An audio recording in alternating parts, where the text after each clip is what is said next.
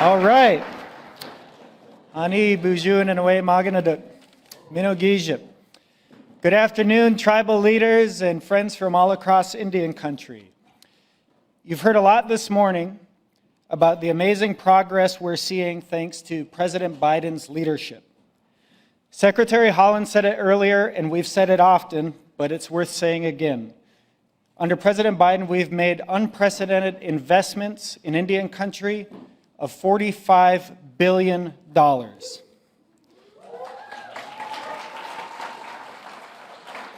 From day one, President Biden has acted for us.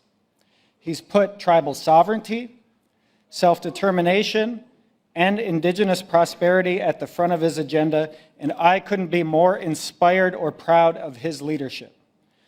The steps we've taken over the past 3 years will lay the foundation for the future to ensure that every Native person has the right to live safe, healthy, and fulfilling lives together as tribal people in their tribal homeland. So it's my honor to introduce someone who leads with the ideals that this era demands, someone who's never stopped pushing for the dreams and ambitions of Indigenous people, the President of the United States, Joe Biden.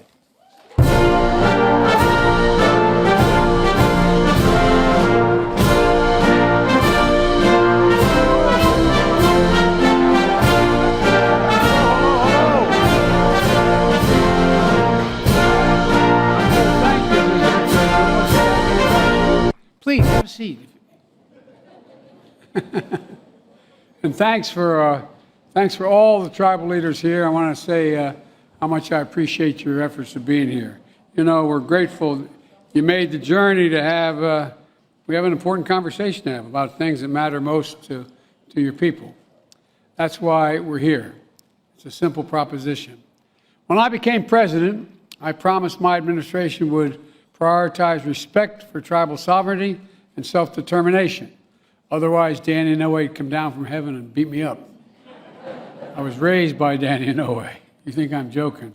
I remember once I said, all those Indian nations. She said, no, nations, Joe, nations, nations. And that was 50 years ago. You know, that we usher in a new era of relationship between our government and nation-to-nation relationships. We've made progress, but we know Indigenous communities still live in the shadows of the failed policies of the past. That's why I committed to working with you to write a new and better chapter in American history for Indian nations. To honor the solemn promise the United States made to tribal nations to fulfill our federal trust and treaty obligations and to work together to rebuild tribal economies and institutions. To make this new era. Well, you should be clapping. This is the first time this has happened. Come on, guys.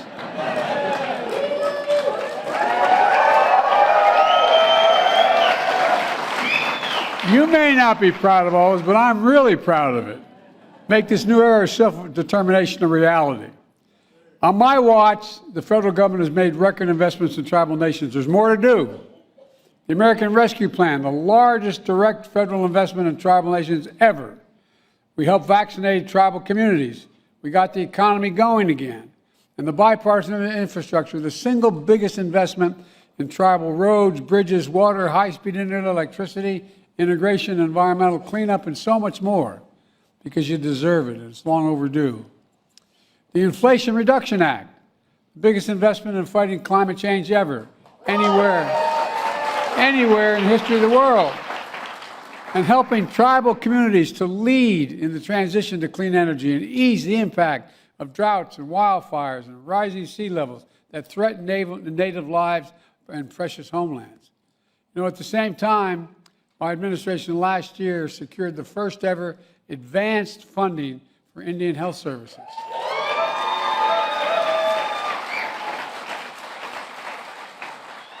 $5.1 billion locked in before budget negotiations so hospitals could plan ahead, order supplies, hire doctors, knowing the money would be there. And we're going to keep fighting to make sure that funding is a mandatory part of the federal budget, so tribes can count on it year in and year out.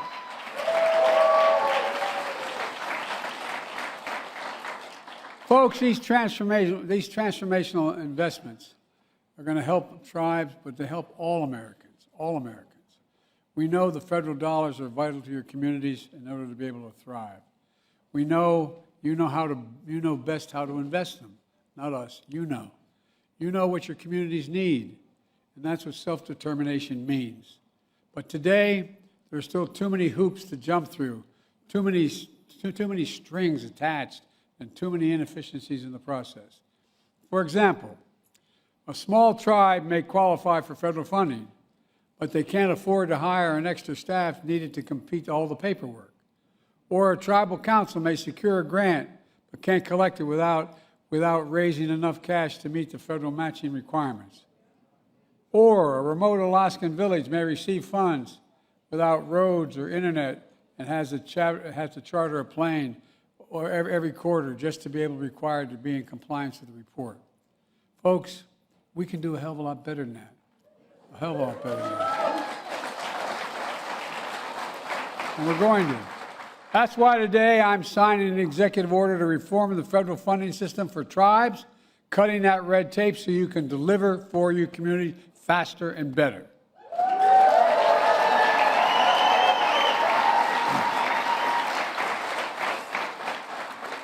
And here's what that order does. It requires federal agencies to streamline grant applications, to co-manage federal programs, to eliminate heavy-handed reporting requirements that gives tribes more autonomy to make your own decisions. Not to mention, it's more efficient. We know this approach works because we're doing it in some programs already, and we've been doing it for some programs for nearly 50 years. Take the Indian Health Service. More than half its budget now goes directly to tribes to run their own clinics and hospitals rather than relying on federal facilities. That's a source of local pride, deliver quality care tailored directly for each community because communities are different. Today's executive order also creates an online clearinghouse, a one-stop shop where tribal governments can more easily search for grants and all in one place. And that to me, by the way, not only tribes, but every state's asking for the same thing. And the order also task the Office of Management and Budget and my Domestic Policy Council with identifying areas where our funding falls short and ways to meet these needs going forward. Folks, separately, we're also streamlining the Buy Indian Act so federal agencies get more goals and services, goods and services from Native-owned businesses. Native-owned businesses.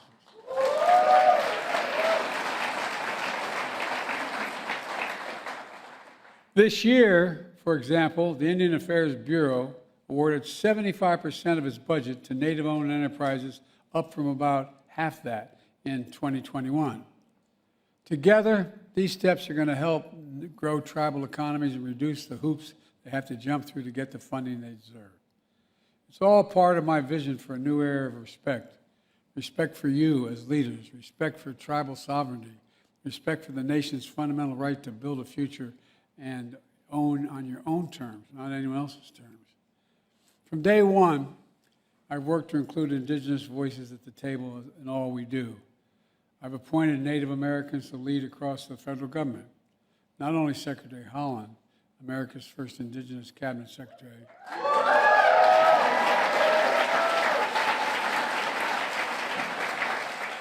and I can say without exaggeration, she's doing one hell of a job. One hell of a job. But scores of other Native Americans in key roles across the administration. I've been proud to reestablish the White House Council on Native American Affairs to help coordinate that policy as well. And I'm proud to relaunch this annual summit after years of neglect by my predecessors. I was proud to take historic steps to improve consultation process between federal agencies and tribal nations. Working together, we also reauthorized the Violence Against Women Act, which I wrote as a U.S. Senator, expanding tribes' sovereign jurisdiction, their sovereign jurisdiction. And I directed federal agencies to work with you to address the missing and murdered indigenous people. the same time, preserving important and ancestral tribal lands. I restored protections for my predecessor, gutted by my predecessor, at 3 national monuments, Grand Staircase and Bears Ears. And by the way, you know how that happened? I was in a plane, and a little girl came up to me, she said, "Mr. President, can you take care of Bears Ears?" And I said, I thought she said, "Can I take care of her ears?" And I said, "What, honey?" She said, "Bears Ears, it's really important." And guess what? She was dead right, and we did take care of it. The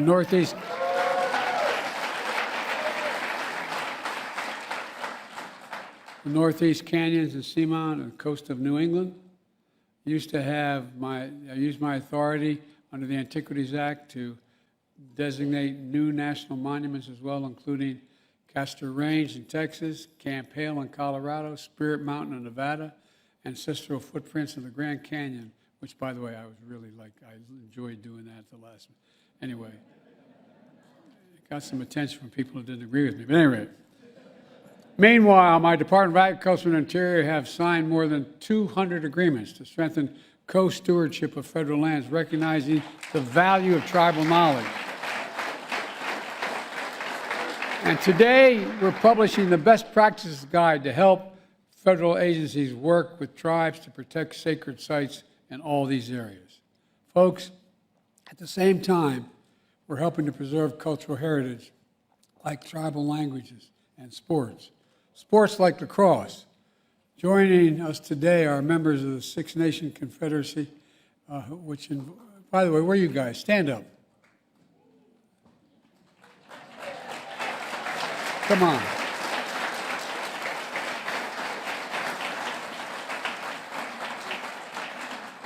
Which invented lacrosse nearly 1,000 years ago.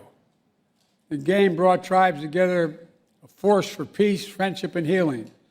The Six Nation players are still among the very best in the world. And as a point of personal privilege, I know about this because I went to Syracuse University, long the home of a powerhouse lacrosse program. And I might add, my daughter was a first-rate lacrosse player in high school, and my niece was an All-American lacrosse player at Harvard. So we have a little knowledge of lacrosse in our family. I wanted to play lacrosse, but you had to choose between lacrosse and football. You couldn't play both in the same season. And since I was a powerful 6'1", 158-pound flankerback, I was a runner-up a state scoring championship. Don't laugh, man. As they say in football, I got soft hands. Catch a lot. This fall, it was announced that lacrosse will once again be an official Olympic sport.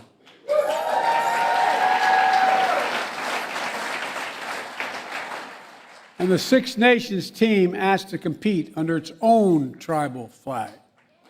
And today, I'm announcing my support for that request.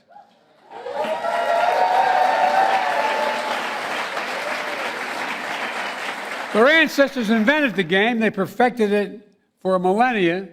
Their circumstances are unique, and they should be granted an exception to field their own team at the Olympics.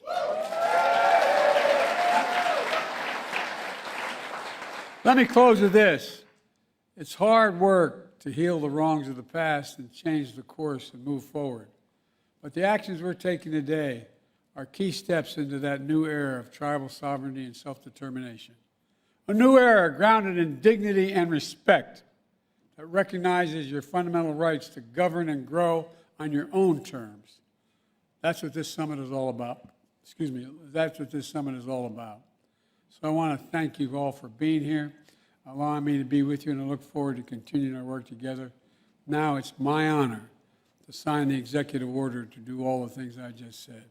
So thank you, thank you, thank you.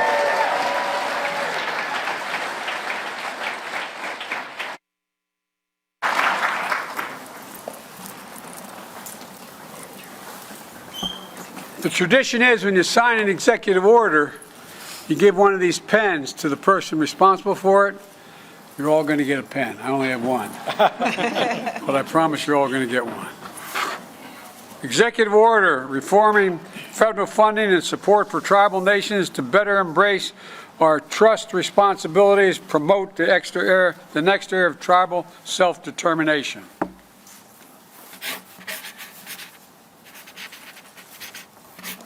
There you go.